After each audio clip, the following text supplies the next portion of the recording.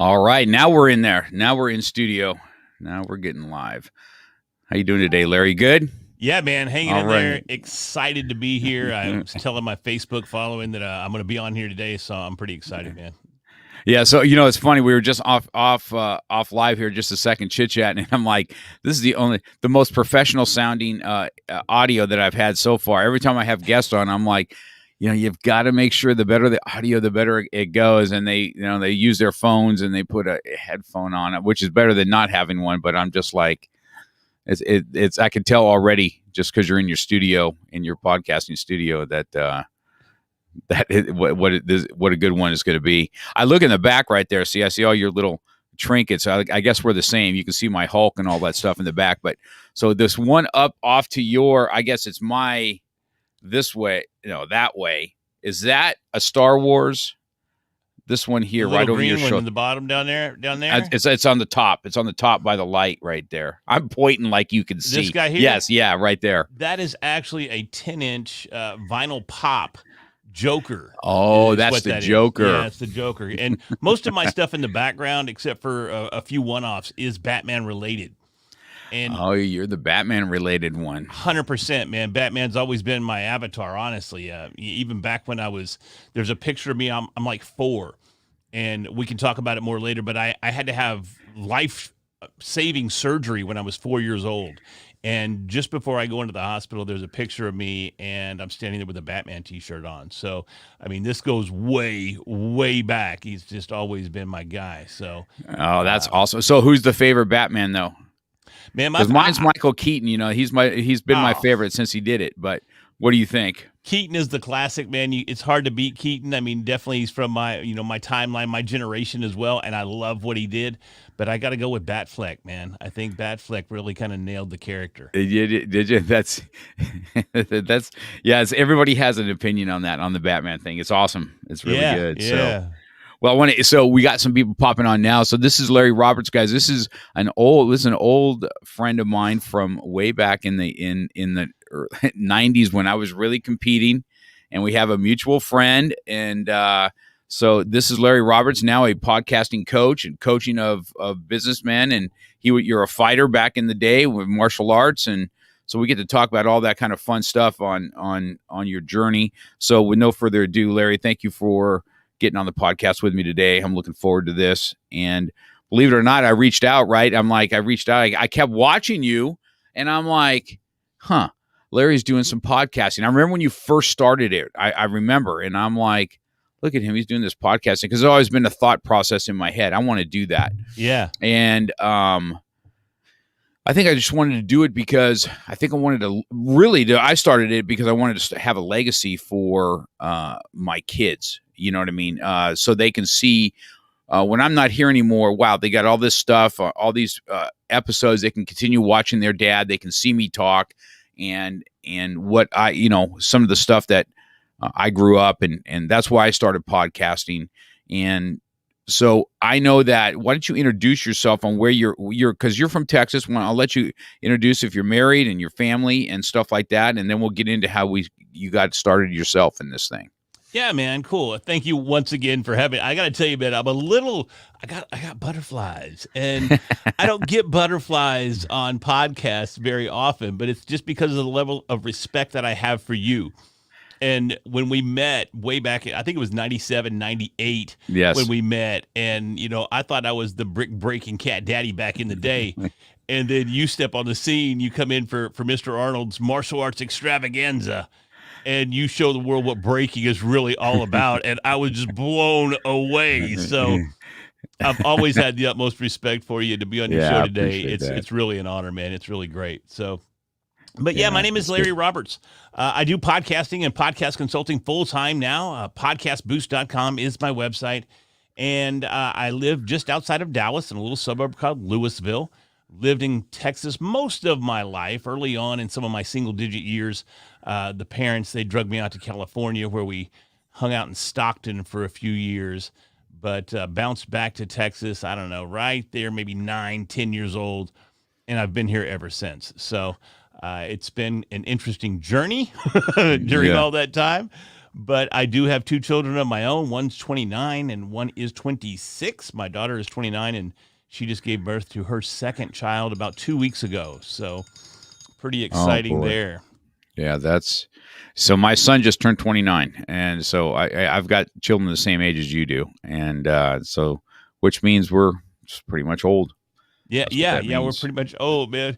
And so It's so funny. I hate when I go on a podcast and I go, "Hey, do you remember such and such?" And they're like, "No, I have no idea what you're talking. You didn't see that movie, or you didn't hear that song? No, I've never heard." I'm like, "Dang it, I am old." yeah, that's so I believe this extravaganza that you're talking to. You want to hear a funny story? I don't know if you know the story. I probably don't. Because what's the little town that Rick's in? Sherman. Sherman, right? Yeah. So they fly me in, right, and they say, "Hey, Mr. Cox, we're going to have a private plane take you from, I guess it was wherever I came in, Dallas or whatever I came in to Sherman." And I'm thinking, "Oh, okay, it's going to be awesome," you know. So I'm like, I get in, and they take me to this little private thing. And there's two jets. One is a puddle jumper, Yeah. and one is this sleek private jet, this sleek one. And I'm like, what this? I better not be getting in the puddle jumper. And sure enough, here they come. And that's what I'm getting in. I'm like, oh my goodness gracious. This little 4-seater, whatever. The owner of Easy Pay at the time, this was his plane. Gosh, I can't remember his name off the top of my head, and I'm like, oh my gosh. And they have to weigh, okay, how much is this? And they got to put it. I'm like, oh my goodness. And I had to take that plane from there to Sherman. And that's the only time I said, okay, well, I'm up here. I might as well fly it because I'll get that off my bucket list. And they turn it over to me. I'm in the front and I'm like, oh my gosh. And this thing is like, so I probably flew the plane for a good 45 seconds. That bucket list was done, and then off the wind. And that's how I got to Rick Arnold's extravaganza that day. That is too funny. I had no idea you flew into. You had to have flown into Perrin Air Force Base there in Grayson County, there in North Sherman. That is too funny. I had no idea. No idea. That's how it happened. I'll never forget it because I was like so excited to be in the big one, this private jet. And I'm thinking, boy, these Texas boys have got some awesome martial arts schools if they're taking me up like this. And no, that just wasn't the case. Not even at all. And so that was such a funny thing. So let's start where interesting that you said you had, I didn't know this about you, that you had a life-saving in when you were a youngster then, huh? You had man, some medical issues. It's interesting because it had a huge impact on me as a martial artist eventually even. I was born with an inverted sternum. So my sternum was growing in while all my organs were growing out. And, well, bones are always going to win that war. So it was getting to the point where I couldn't breathe. My heart couldn't beat. And eventually I was going to suffocate myself to death just by growing. So when I was 4, they had to go in and do what they call a sternotomy. And it's basically just a reconstruction of your entire chest area. They break the sternum in multiple places, maybe cut some ribs off, maybe reattach, and they had to reshape everything because it went from being concave to what is naturally convex. And I had to be there for that. So they put me through that, and it saved my life. So that's great. But although we didn't realize it till later in life, it also had some negative impacts overall on my physical abilities. It left me very frail. I was very, very thin. Even when I met you, I think I was this height, and I was probably weighing in about $155 back then. So super tall, about 6'3" and $155. So I'm basically just a stick walking around. But something we didn't know until I really started getting heavily involved in fighting was the impact that it had on my lungs. It also caused my lungs to be deformed. So my chest is very, very narrow, and my lungs actually come up like above my clavicles even. They go up into this area and go way down almost to my hips. And they also only have about 60% of normal lung capacity. So no matter how hard I train, no matter how hard I hit the bike or how far I jog with the weight vest on, cardio only got to be to a certain level. And that was always frustrating. And I had no idea why. I trained just as hard as everybody else, but everybody else could develop this cardio and go on and on and on, where I'm sitting over here, sucking wind after 3-4 rounds. And it wasn't until I worked for Texas Instruments and I was on their hazmat squad that I actually had to qualify for a level A hazardous material suit, which is also you have the SCBA, or like a scuba gear without being underwater. And in order to qualify for that, you have to do a lung capacity test. And that's when it came to the forefront. And I only had about 60 to 62% lung capacity. So that started answering a whole ton of questions. But as you know, as a karate guy, as a hardcore karate guy, you're a fighter, you have that true warrior spirit. You can't go back to the gym and go, well, guys, gosh darn it, I only have 60% lung capacity, so that's why I can't keep up. Yeah. It's just not something you can do. So it was something that I fought hard to overcome, and failed to do so in the end. So it was super impactful. Once you went there, what was it like to, of course that's in a martial art, it's intuitive is I'm going to overcome whatever this is. I'm just going to overcome it. Sure. So how old were you? I mean, let's just talk about your martial arts career first, because that's what people on some of this are going to be interested. So did you start with Rick Arnold, or did you know Rick Arnold? And how did you start fighting? And how many rings, how many fights did you have? I met Rick Arnold. I knew who Rick Arnold was, and I always watched him from afar. I grew up in a trailer park, and there's this major dichotomy there because I also went to a private school, but I grew up in a trailer park there in Sherman. And so my parents never could afford for me to take karate. My grandmother actually paid for me to go to the private school, and that's part of the whole chess thing, because when I was starting kindergarten, they wanted to put me someplace where I would be protected and sheltered and maybe not impacted by some of the rigors that you run into in public school. None of the fighting or any of that kind of stuff, so they could shelter me. But also being frail, also growing up in a not exactly a middle-income family, actually very lower-end family, also growing up in a violent home, I always wanted to fight. And I knew that if I knew how to fight, that it would solve everything. I could beat up my stepdad because he was smacking my mom around, and I didn't want to see that no more. I could beat up everybody that was bullying me for being skinny. I could pull myself up and actually be something tough instead of this little frail little guy that was born with this birth defect.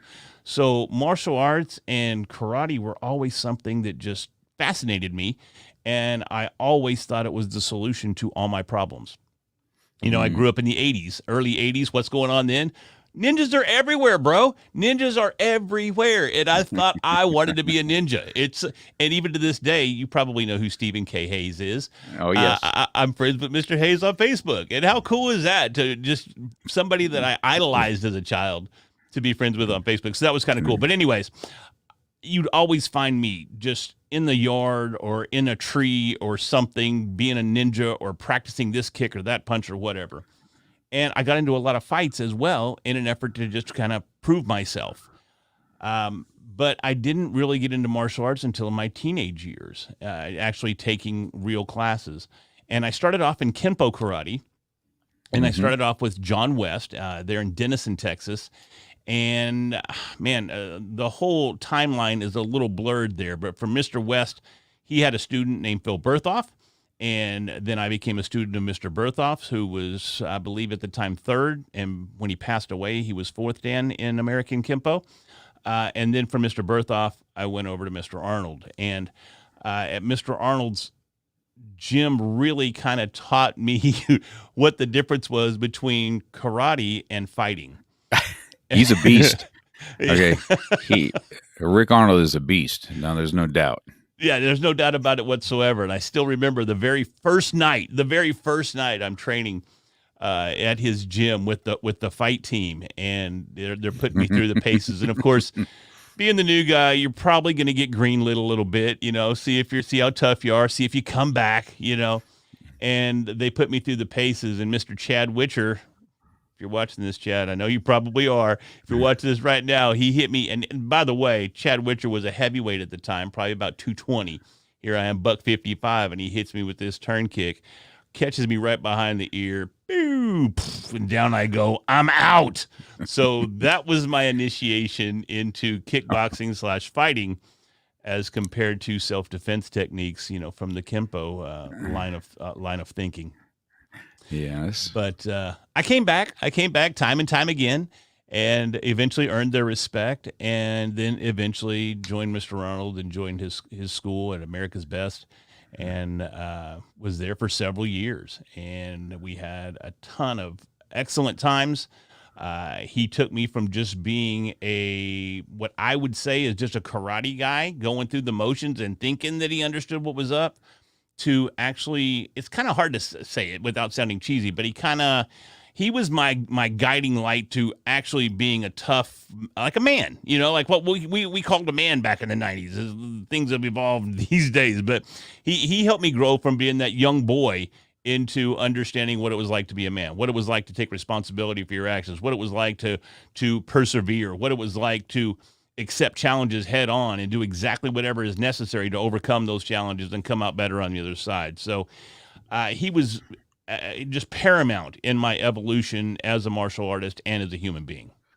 Yeah, he's one that I have slotted to want to come on. I had him out too when I opened up a second location. I flew him out many years ago and let him speak to my my team and stuff like that. He's just he's a dynamite guy. You couldn't you couldn't ask for a better man if you're looking for some mentorship, for sure.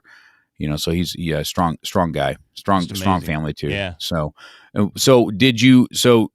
let's talk about your fighting. How many fights did you actually have? Overall, kickboxing, I had 9, and I went 9-0. So he Mr. Arnold definitely knows how to teach people how to kick and punch. So he did a great job there. Yeah. But I only fought 3 rounders. In Texas and in kickboxing, amateur kickboxing, you do 3 2-minute rounds. And I'll tell you, going back to the whole 60% lung capacity thing, some of those rounds were extremely frustrating. Some of those rounds were very, very difficult because I was always great out of the gate. The first round and a half, maybe 2 rounds, I'm going to handle business. But that third round was usually a struggle. I know there was more than one fight where the fight was over, and before they announced the winner, I only had 1 TKO in all of those 9 fights. But I know there were a couple where I went to my opponent and said, "Man, great job. You really you whooped me. You came out on top," but yet I would still get the decision because of what I had done in the first round and a half, 2 rounds. But yeah, it was always a struggle. It was always a struggle. Yeah. Well, I think that fighting is something I just really enjoyed. I wish I could have seen you do some of that stuff back in the day. So, so after that, so you talked about breaking. Is that where you started? Yeah. Did you start that with Rick? Is that where you started? Because that was my big, I guess, I don't know, claim to fame or whatever you want to call it, right? At those times is what I was out going all over the United States and doing. And so, he had me come out to do that. So how did you get involved in that?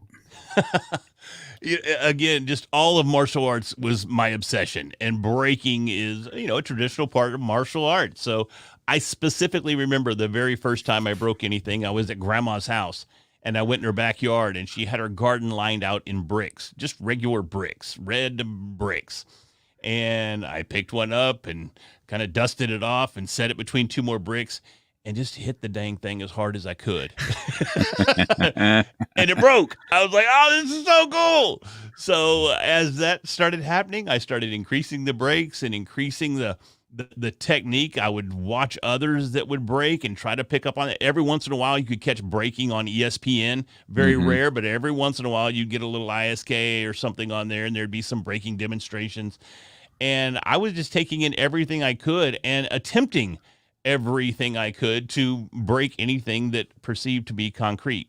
I didn't focus much on breaking wood And I never was that good at it, to be honest with you, as far as breaking the wood goes. I mean, I'd get my 3 or 4 boards or whatever it was back in the day with the step through sidekick, but it just wasn't something that I really focused on. I just loved the thought and the power behind breaking concrete. It just seemed so powerful.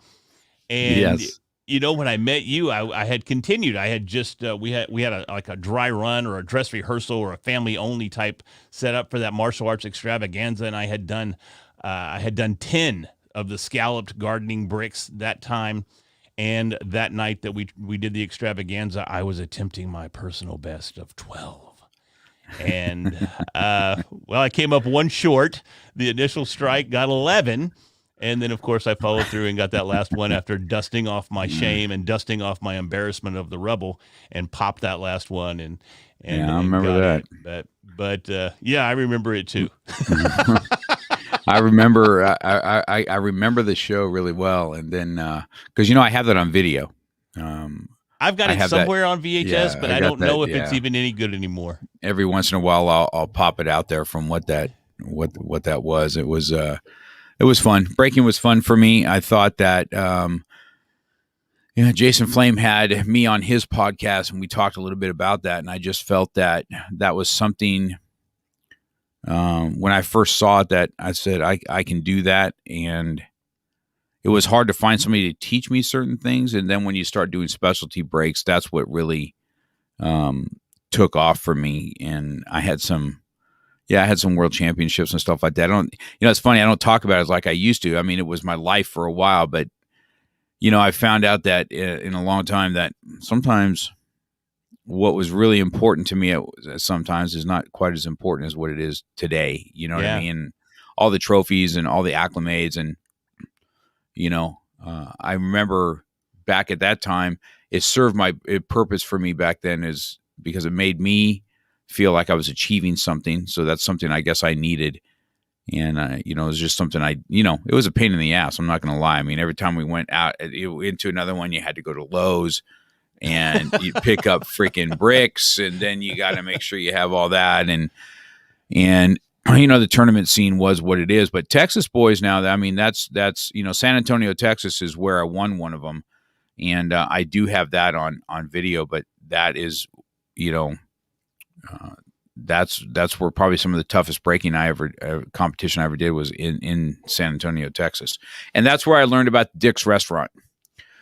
On the Dick's sponsor, all of a sudden I was like, we're doing a read now. So I'm going down this way, right? And I'm like, we're walking down the thing, and I'm like, Dick's Restaurant, that's interesting. And so we go in there, and then that's exactly how they treat you, right? And I'm like, man, I'm going to smash this freaking dude. That's what I just kept thinking in my head. I'm going to smash this kid. Okay, if he talks rude to me one more time, and I mean, I'm getting hyped, and people are just laughing because they know my personality. Until I realize that this is the whole joke. They treat you like a dick, and that's why it's called Dick's. And I was like, oh my goodness. I'm like, I said, I told the kid, I said, I just got done smashing things like 15 bricks, and like, that's what I wanted to do to your head. And so I remember it totally in San Antonio, Texas walk. I don't know why that just brought me back to that just talking about that when I won that championship, and that's where we went on that river walk in San Antonio, and that's where that all came to fruition. It is hilarious. I really thought you were doing a commercial. That's when I found Dick's, and you can too. And so that's it was so. Of course, we bought stickers and inappropriate stickers and put it on. I don't know. Did I put it on Rick Arnold's car? I may have. I don't. I have to remember because it was so out of his character to do something like that, and that's probably something I did do. And so that was just funny. That just brought me back. That memory just brought me back. And I remember when you came up and asked me about breaking and stuff like that. And there was, believe it or not, having some size, and you being super tall made things a little bit easier. When you watch me break 15 or 20, you see I'd have to stand up on something in order to be on top of and have a good, perpendicular line. And how I taught you how to, and how I like to break was, I want to make enough force because I could just smash things, right? Like the Hulk. Yeah. but I wanted the finesse. I wanted to have enough power just to break it where all the bricks kind of stay in line. That was used to be my forte. And then all the kids would come and take pictures with it and stuff like that. So I remember that, made me feel good when I was able to coach, because it's hard for me to find any coaching for that. It was a lot of soft self-taught and stuff like that. So yeah, every time I talk to you, man, it just kind of brings me back to those days. It was kind of fun. It was my life for a long time. And now, what getting acclimates for it back then is, I guess, is great. One of these times I'll tell you the story, man, about that. I've got some other podcasts, and I'll direct it to you, and you can hear about some of the lessons I learned in competition from there. So, but that was great. So so we went from martial arts from Rick, and then I started watching you podcast. So what made you decide that hey, this is something that, because first of all, you got this awesome voice for it, right? You got a really good voice for podcasting, and I remember watching you, and like, he's just having fun out there, man. He's just having a good time. And so, what made you decide? Man. And that's a major gap there too, between when the martial arts days and being with Rick Arnold and being a part of the America's Best Family, all the way to podcasting. A whole lot of life took place in that time. And podcasting was something that I fell into after I got out of rehab. So, martial arts, went from martial arts to alcohol, and from alcohol to rehab, and almost checked out, as a matter of fact. And it was a very pivotal day. I remember after about a 2.5 week bender, sitting on the couch, out of work. I was calling out of work. I was still employed, thankfully. And this epiphany hit me. Basically said, hey, bro, tomorrow's not going to happen if you don't get help today. And I managed to reach out to a friend of mine, said, hey, man, I'm about to check out, and I need some help right now. And wheels started turning, things got into motion, and next thing you know, they're swooping back to the house to pick me up and run me off to rehab, where I was immediately taken to the hospital, where I spent about 4 days for alcohol poisoning. That was my second visit to the hospital back in 2013. In that year for alcohol poisoning. I'd also done it back in July of that year, but this time was a little more severe. I was in the hospital for about 4 days before I went back to the rehab facility, where I spent 7 weeks and got sober. Been sober ever since. So very thankful for that. So how old were you when that, and did you have babies at the time? You had your children, your wife stuck with you, and all that? My first wife and I, which is the mother of my children, we divorced after about 7 years. Mm-hmm. And I mean, that's another aspect of the whole thing. The martial arts it changed my life, and it saved my life, and it put me in a position to structure myself mentally to overcome a ton of different things. Do I think I would be sober now without the perseverance I had learned from martial arts? No. But also, it empowered me. It empowered me, and I didn't handle it properly. And that was a massive mistake. And, truth be told, Rick Arnold and I, we had a major falling out. He kicked me out of the karate school, and I deserved every bit of it. But I had, and when I had met you, I was really on top of my game back then. I mean, focus, fighting, everything was just clicking, and it was on point. And my ego was starting to spiral out of control. And my ego outgrew. I didn't know how to handle it. I didn't know how to handle being on stage. I didn't know how to handle winning fights in a ring with people watching and little kids coming up to you after the fact and handing you, although granted, it's a local event, they're handing you the flyer for this local event, asking for your autograph.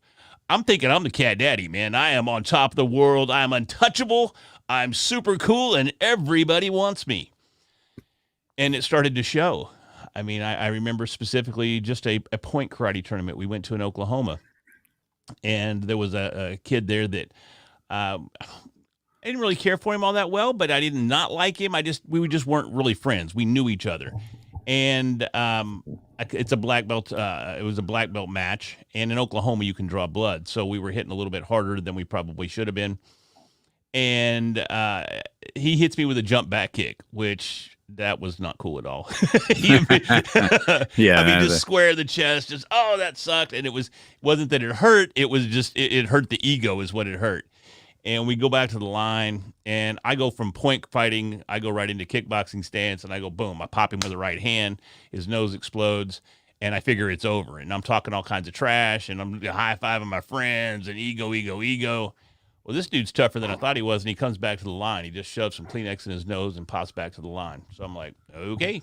So, we bow in. Here we go. I do the exact same thing, pop him right back in the nose. This time his nose just really explodes, and he drops down. And when he drops down, I lunge over him like an idiot, and I pull my fist back like I'm going to smack him when he's on the ground. Total arrogance, total just dick move. If you want to talk about being a dick, that is exactly what that was. The gym starts booing me out of the gym. Parents are there. I mean, this is just a karate tournament, and here I am acting like an idiot.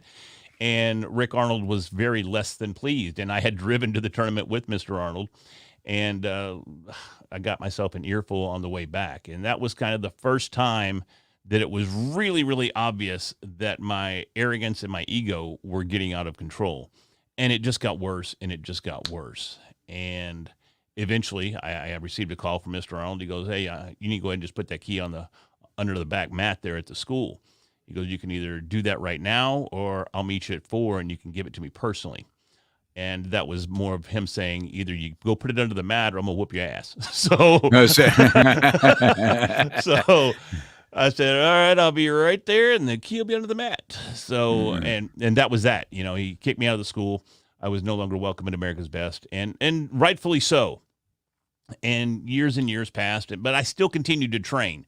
But now I was training with fighters, and I was going to be the MMA guy, and I was still going to make it to the UFC, and I was just going to be super, super tough. And so things progress. Yeah, things.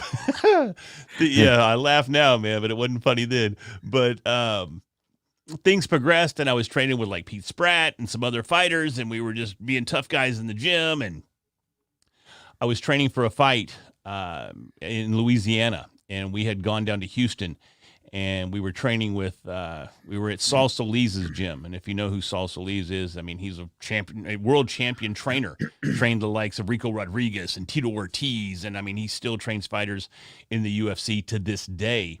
And just as a side note, Saul is actually in the hospital right now in Houston fighting for his life with COVID.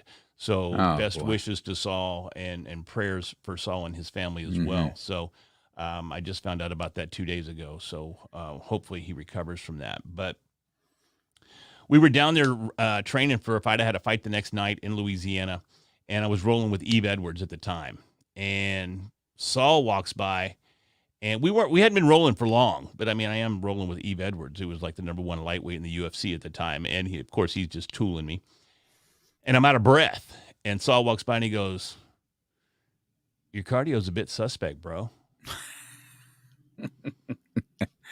And man, that sounds so small. That sounds so like nothing. Like it should be like, okay, I should acknowledge that I need to train harder.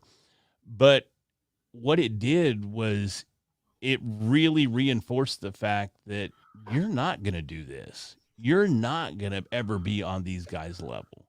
No matter how hard you train, no matter what you do, this isn't your path in life. You're not going to be a UFC fighter. Let's get back to reality. You're probably going to be some kind of bean counter or something behind a desk. And everything changed. And honestly, from that day forward, I quit training. I didn't fight that next night. I got sick. And I wasn't sick. It's very obvious. Pete Spratt won his first world championship that very next night against Rich Clemente. They fought there in Louisiana, and I'm sitting there cage side. I'm cornering Pete. I'm too sick to fight myself, but I'm just fine for yelling and screaming at Pete and telling him what to do. So that was really it, man. That was really the last time that I trained. I went through the motions a couple of times thinking I'm going to come back with a kickboxing fight, whatever. And of course it never did anything, but I supplemented that absence now with partying. I just started partying, and I had never partied hard my entire life. Yeah, I mean, I'd had some drinks and maybe been to the club a few times, but I never partied, and I started partying, and I did it for years and years and years. And after about a decade, started catching up with me, started impacting things, started having negative impacts on all aspects of my life, negative impacts on my relationships, negative impacts on the relationship with my kids. And full disclosure, my daughter still doesn't speak to me to this day. We get an occasional text back and forth, happy birthday, Merry Christmas, Happy New Year, but it doesn't go beyond that. I haven't even met my grandchildren as of yet. And I have two.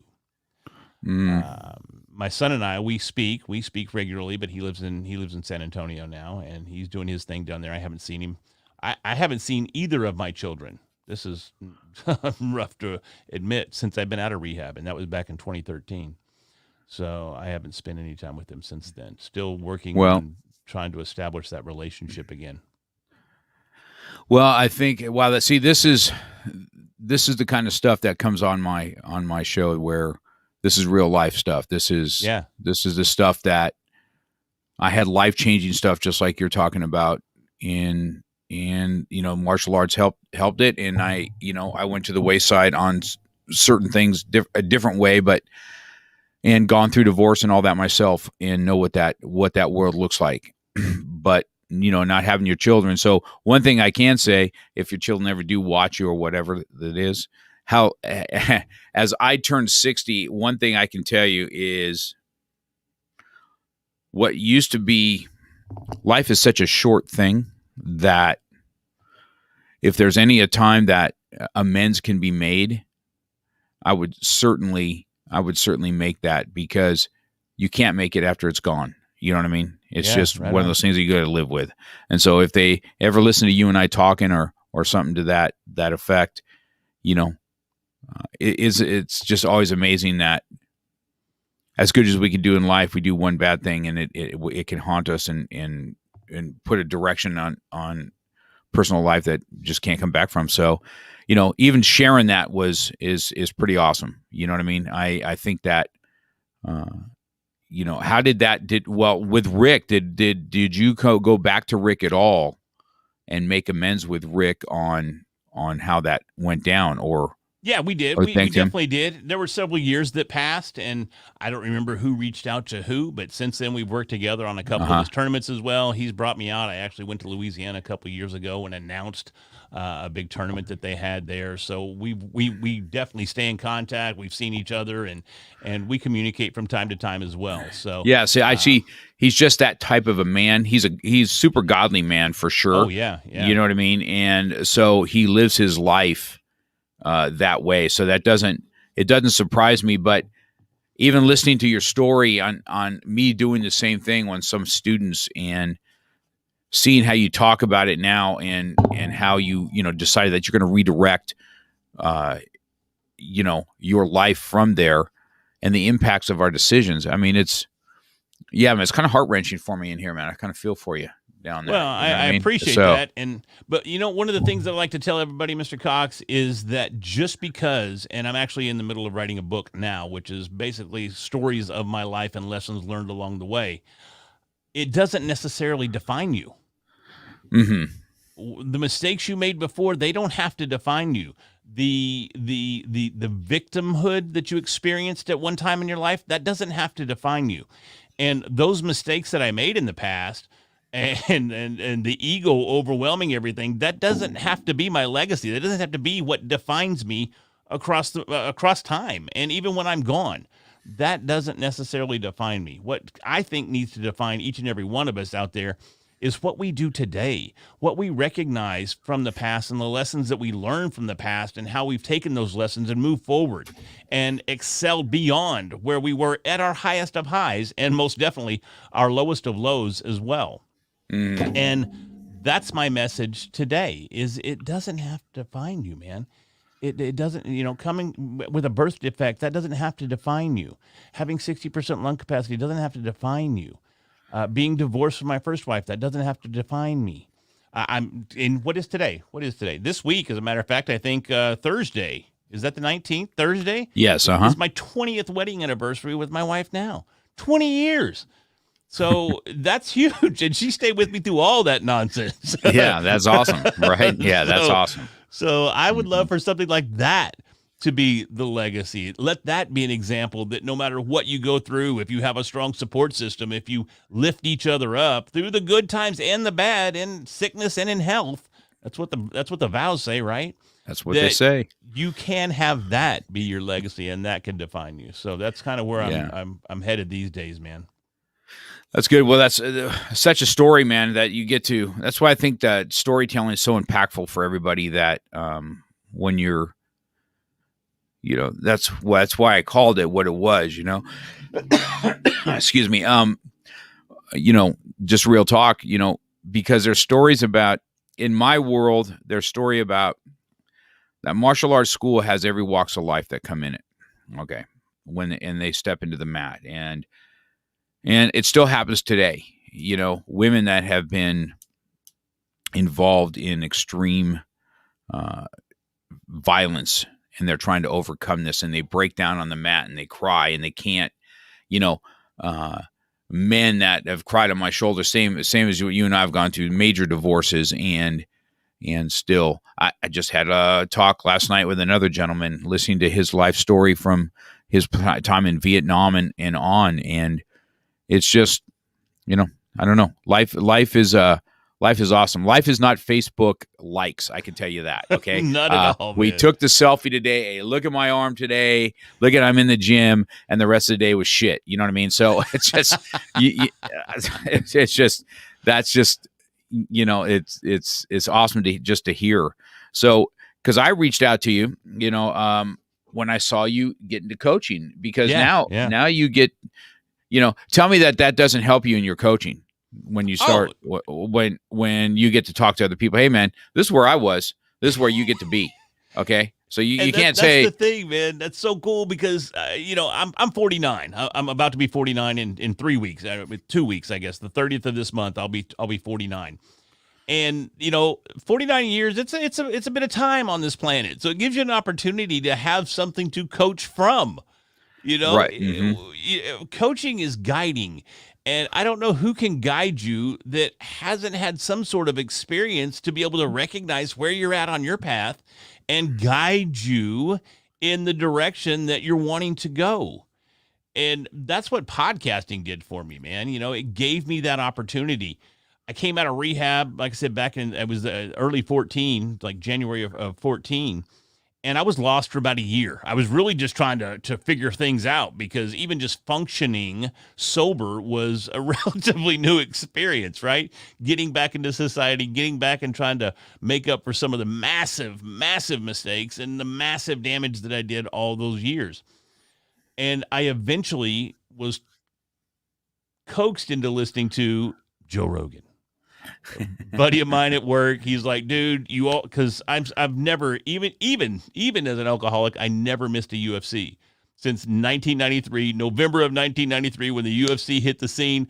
Never missed a show. Never. I've got a closet in there with VHS tapes, double stacked deep, of all the UFCs and tons of other mixed martial arts promotions as well. But back in the day, I recorded them on VHS up until, what was it? I don't know, maybe UFC 203 or so. Right. Several years back. And then, of course, everything started going digital. So, but I'm just a huge, massive fight fan. And this guy knew that. He knew that life revolved around the UFC for me. And he goes, look, he's already part of the UFC. You'll love what he has to say. Give it a listen. I'm like, fine, but whatever. Podcasts are for nerds. I don't have time for this crap. So, but I listened to it, man. And that episode happened to have a couple of modern day comedians. Joey Diaz was one. Tony Hinchcliffe was another. And I can't remember who else was there. And I was blown away at the content that I heard on this podcast, because comedy was always an outlet for me as well.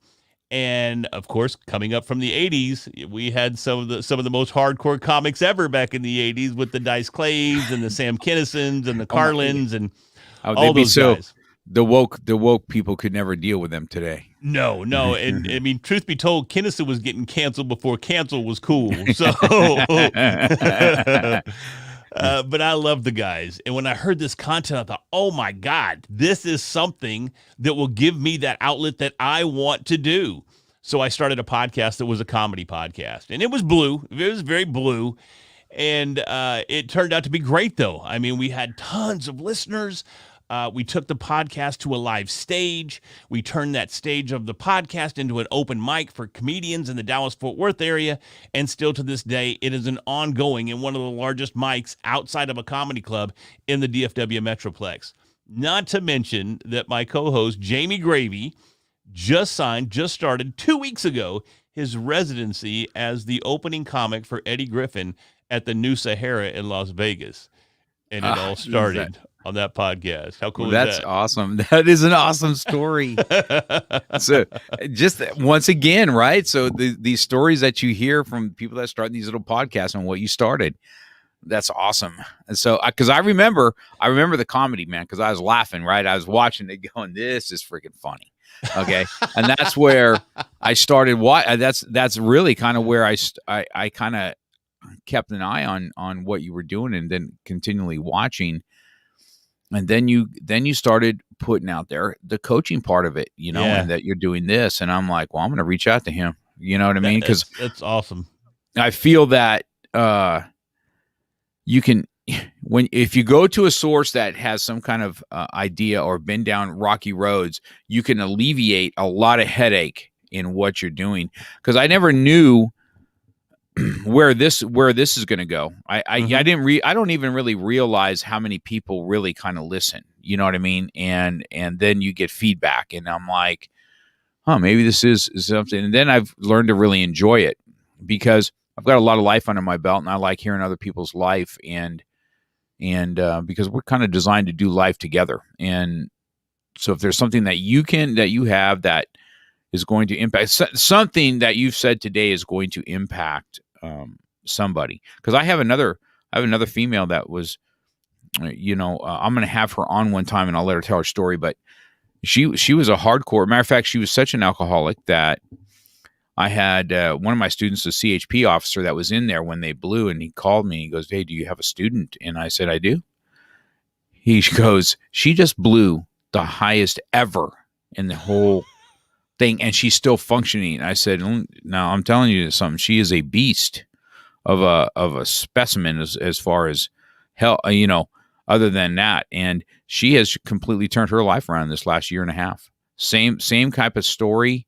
And so, I don't know if you agree with me or not, but this is where this woke culture, I'm listening to what you're saying, and it's almost like we're not allowed to have anything from behind, because it's just going to come back and haunt you for something you said or something you did. It doesn't matter that you completely turned your life around because of it.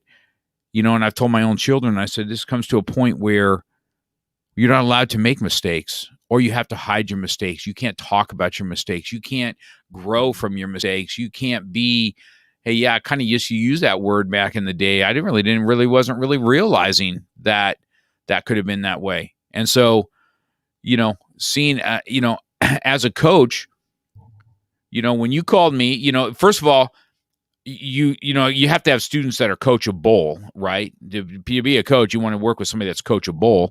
And so how are you going about that now? What is it you do? Because I have a lot of people that like to do these podcasting. So I want to, we're going to fast forward here to where you're at today and how you're helping others. So let's talk about your coaching. Yeah, I mean, I actually left corporate America back in January 4th of this year, and I've been doing podcasting and coaching and consulting full-time since then. And I had a 21-year career with the same company, man. They were with me through thick and thin and everything in between. And podcasting grew so exponentially over the last year and a half, 2 years, that it gave me that opportunity to jump out and do it on my own. And I'm very, very thankful for that opportunity. I'm excited about helping others pursue that same goal.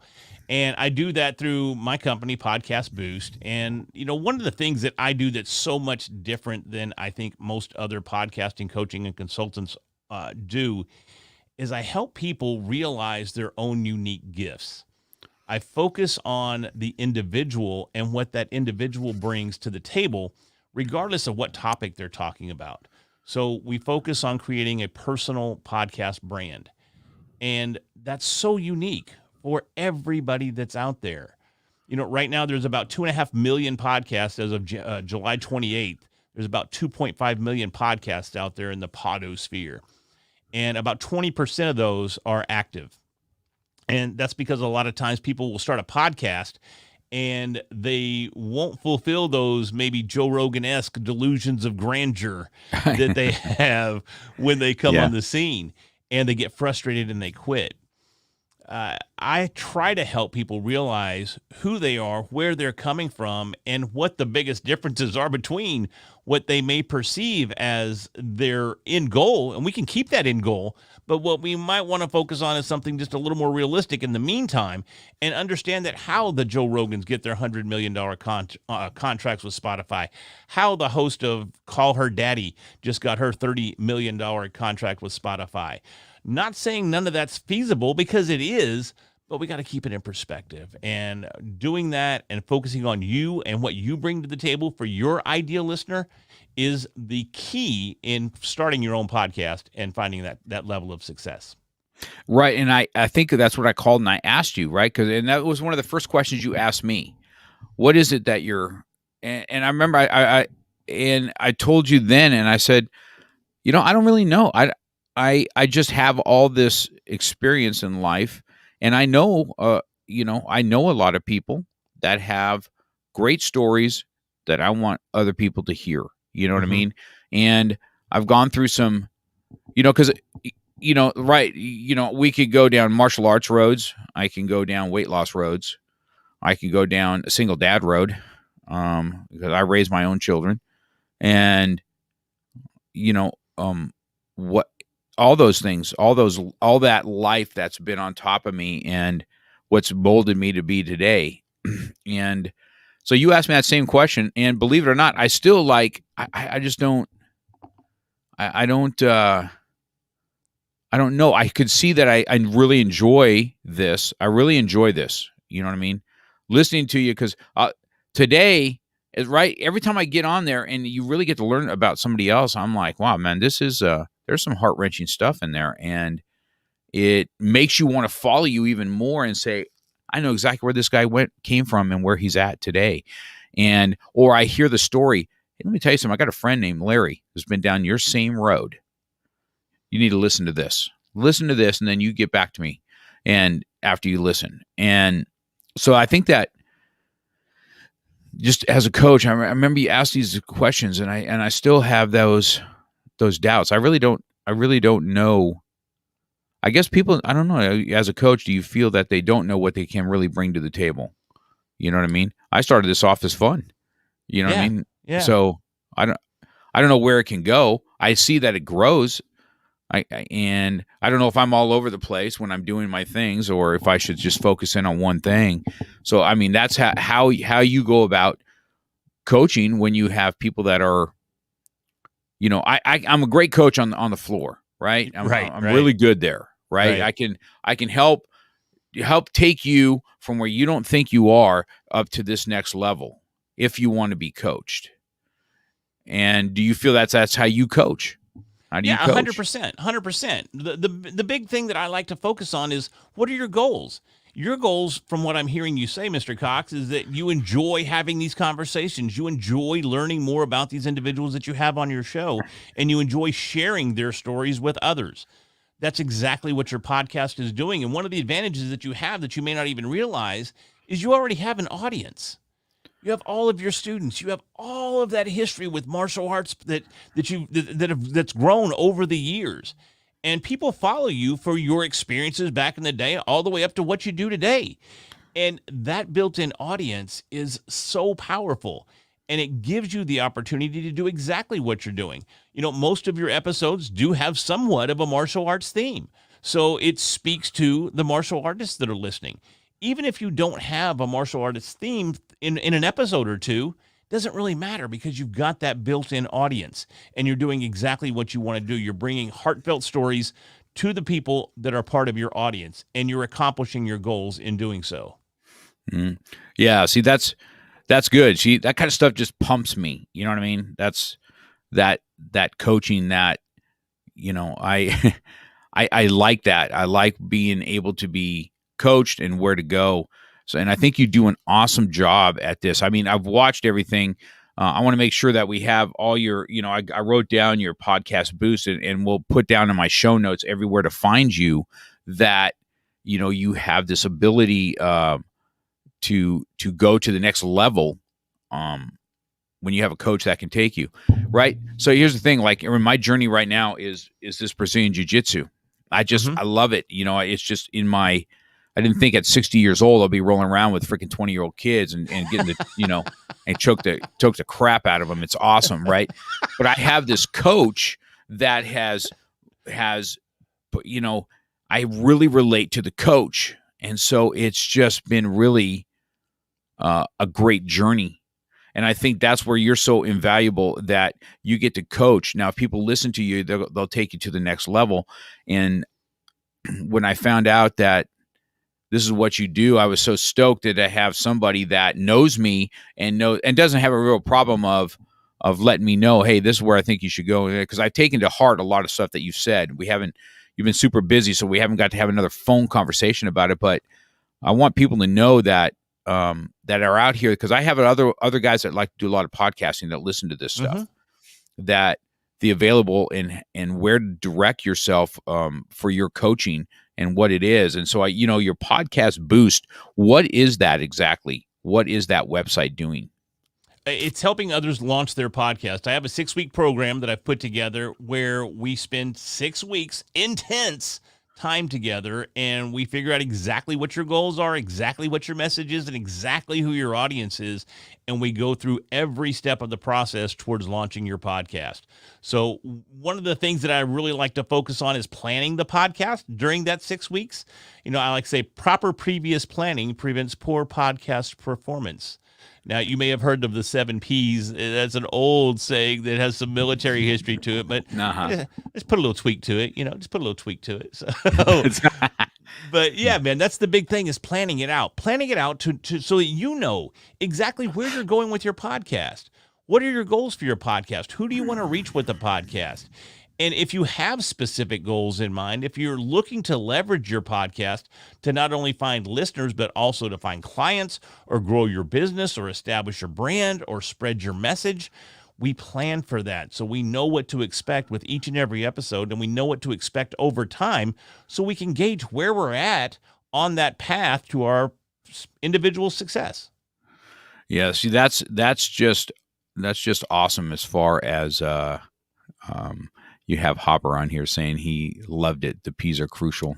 They sure are. And so I think that, that's what it was directed even more now, because I'm kind of trying to take all this in today, what you said to me, all your life stories. And I'm like, this is what makes him such a great coach.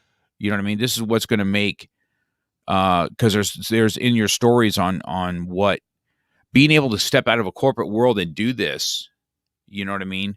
Yeah. Or can this be my next, in my head, in my own self, I said, am I good enough?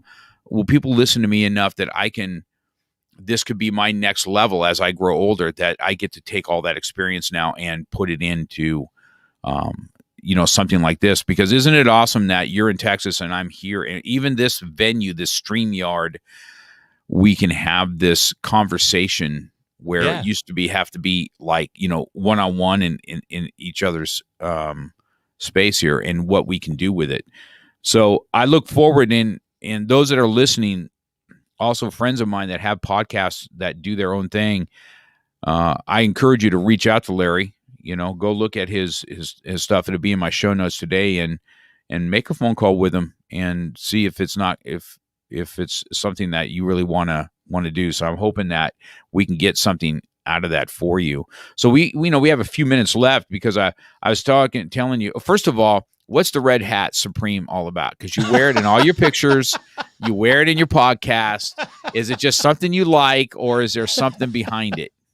It's funny that Supreme is just a brand. I saw it's what all the cool kids were wearing. So I'm like, I got to have me a Supreme hat. So I bought the Supreme hat, and I've been wearing it, I don't know, for a year or so now. Maybe a year and a half or so. And I showed up a while back to an event. It was online. And I thought, you know what? I'm going to show up a little bit more. I'm going to dude myself up a little bit. I'm going to get out of the hoodie, because I'm also known for always wearing hoodies, regardless of what time of year or where I'm at.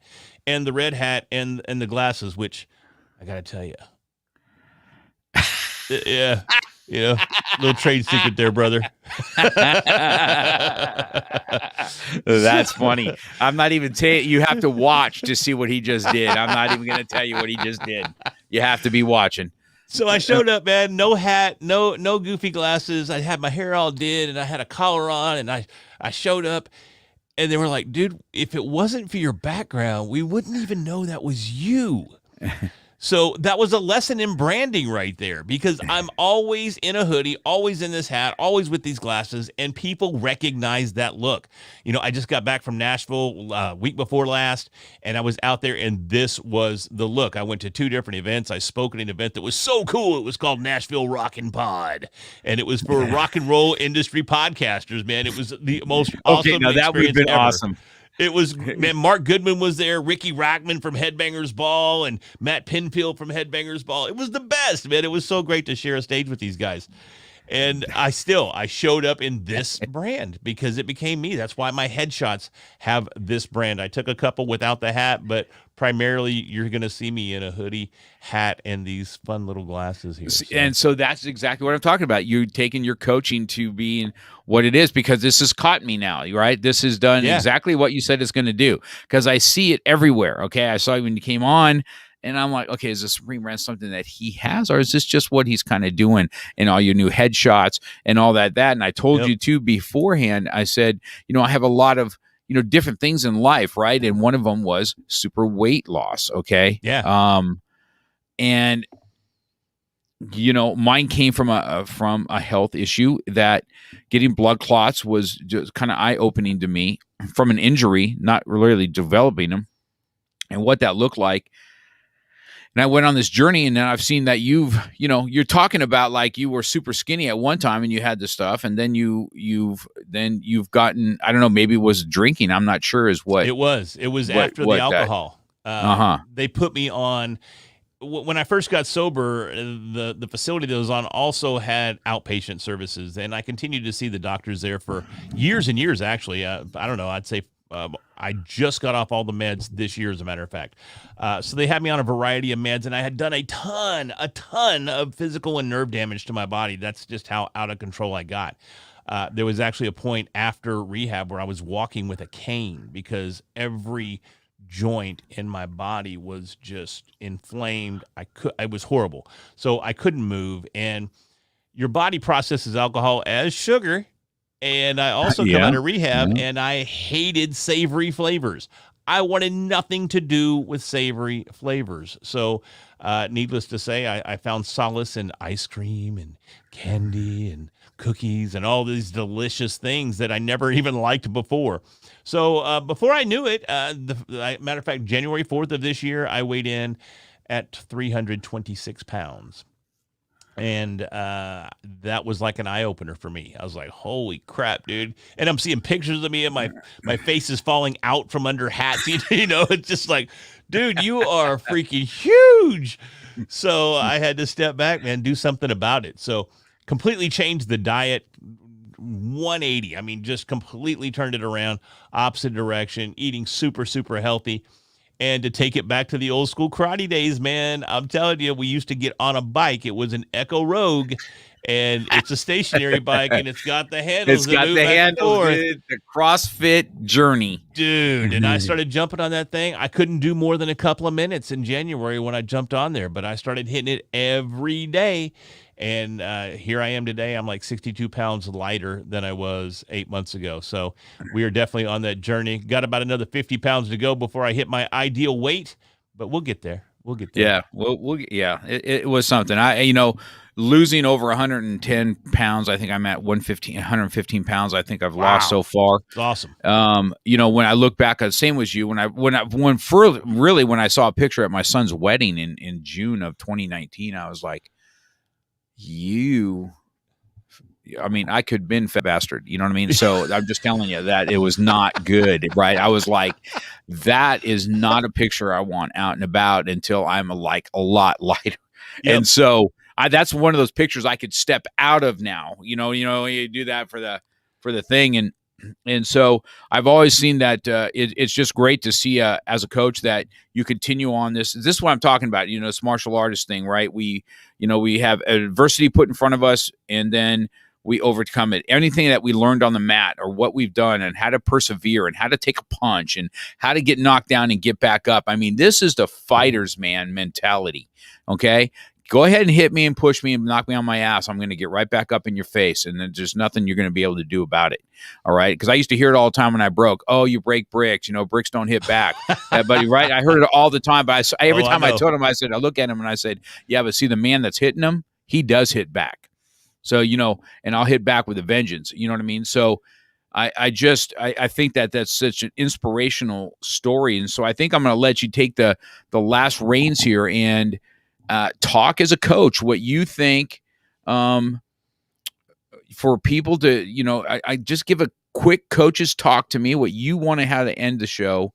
And then, we'll end on this, because I could sit here and talk for another hour with you, but I want you to be the coach at the end and give us some words of coaching's word, and let you take it away and end it for us today.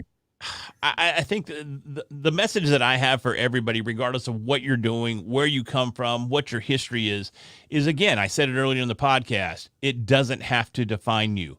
We're all going to be hit with trials and tribulations throughout our lives. We're going to be victims of certain circumstances that's beyond our control, that we can't control, but it doesn't have to define us. What does define us is that internal fighting spirit and our desire to continue on, to move forward, to persevere. We have a superhero theme running through this thing with the Hulk on one side and Batman on the other.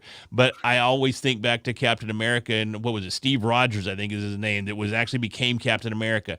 He's getting his ass whooped time and time again, but he gets back up time and time again, and he says, I can do this all day. Yeah. And that's what we have to do. We have to do it all day. And it's that way, whether it's your career that you're working on, whether it's a hobby you're working on, whether it's a podcast that you're working on. You're also going to go through trials and tribulations, growing your podcast or starting a podcast or getting those ever elusive downloads. But if you persevere, you stay consistent, you continue to train, you continue to evolve, then you're going to reach that next level. You're going to hit those goals that you set for yourself. So don't let anything get in your way. Yeah, it's just awesome. That's your fighter's mentality. You've been fighting, I guess, Larry, for a long time, right? It's just a long time, brother. It's whether it's in the ring or whether it's in life. I mean, the lessons learned both in the ring, and then the beauty of the ring is we get to hit somebody back for a minute. You know what I mean? That's the beauty of it, right? It's just like I do miss those days. Yes, trust me. Trust me when I say, is that warrior spirit never does leave you. You remember what it feels like to impact and all that. I got to be careful, get me all goosebumpy again, wanting to hit somebody in the face. So I just wanted to take this time in and thank you for coming on here, because I know how busy you are, Larry, and what that's going to look like. Oh, see, I got one of those. I know you do. I had to make sure I got my little mini Bob, because I saw this on. See? I think he's right here. Yeah, man. I saw it on your desk, and I said, "Oh my God!" I went right to Century. I looked at Mini Bob, and I had to have one, brother. So every once in a while, I'll pick up Mini Bob, and I'll just, I'll give a. That's right. He sits right here sometimes. I'm like, this motherfucker. Right. And so, I mean, this guy has been a lot. I've given this guy out as gifts now. You know what I mean? Oh, that's awesome. This is way better than the little ball, right? When you hit it, the stress ball that they look like a little speed bag. Bob is just a better bet, because you can throw them and you can do this. And, I'm like, man, I can just rip the freaking head off. You know what I'm saying? And so that's funny that you saw him, because I did have him out one day, right? I did have him out on my desk one day, and I'm just like, that's so funny that you got that. Yeah, I love him. So that's great. All right, Larry. Well, I'm gonna, I'm looking forward to. We'll have this out, guys, on audio also. We'll be able to look up on my YouTube channel at Mark Hawks Podcast. It'll be on my YouTube channel. It'll be here live. You can see the video of it, and I'll have the audio version out once I do some editing off of it today at some point, Larry, and then you can kind of share it with your audience. Cool. And if you're looking, guys, for coaching, make sure you look up Larry Roberts, and martial artist, fighter, husband, recovering alcoholic, Human being, man, just a and human being. the main supreme. This with and if you want to see what he did with his glasses, you're gonna have to watch it, and you're gonna have to watch the whole thing in order to see what he did, because that is funny. All right, man. Well, I hope you have an awesome day. I look forward to our chats here in the future, so you can kind of help me move forward. And reach out anytime, man. Don't hesitate. I'll make time for you for sure. All right, man. I appreciate it. Thanks, Larry. All right, we'll see you. Thanks. Bye-bye. Bye.